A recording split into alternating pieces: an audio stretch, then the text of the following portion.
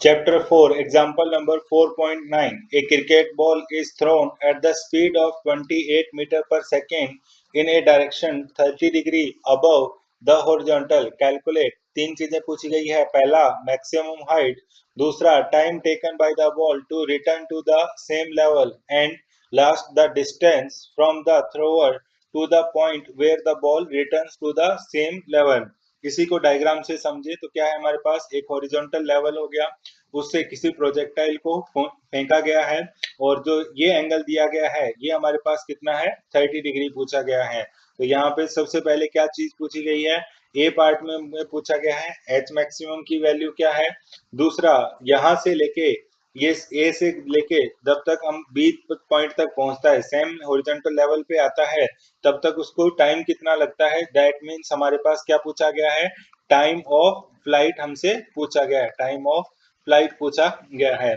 इसके बाद फाइनली ए से बी के बीच में हॉरिजॉन्टल डिस्टेंस कितनी है, इसका मतलब हमसे क्या पूछी गई है, रेंज जो है वो पूछी गई है. तो तीनों के फॉर्मूले हमें याद होने चाहिए. सबसे पहले अगर हम ए पार्ट के लिए बात करें कि एच मैक्सिमम का फॉर्मूला क्या होता है, तो वो होता है हमारे पास u square sine square theta divided by 2g. सारी वैल्यू पुट करते हैं हमारे पास 28 इंटू 28, और साइन स्क्वायर हमारे पास कितना है, साइन स्क्वायर थीटा की वैल्यू क्या है, 30 डिग्री, और डिवाइडेड बाई 2 इंटू 9.8 हमारे पास आएगा.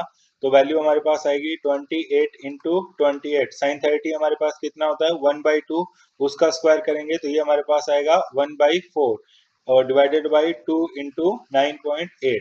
और ये सारी वैल्यू जब हम सॉल्व करते हैं तो फाइनली हमारे पास जो आंसर आएगा वो आएगा 10 मीटर. अगला, अगर हम बी पार्ट की बात करें तो बी पार्ट के लिए क्या आएगा, time of flight. Time of flight का लिए प्रोजेक्टाइल मोशन में फॉर्मूला हमारे पास क्या होता है, 2u sine theta divided by जे. सारी वैल्यू पुट करते हैं, 2 इंटू 28, साइन थीटा की वैल्यू 1/2, और डिवाइडेड बाई 9.8. तो ये वैल्यू हमारे पास आ जाएगी 28/9.8. तो रफली वैल्यू हमारे पास आ गई 2.9 सेकेंड.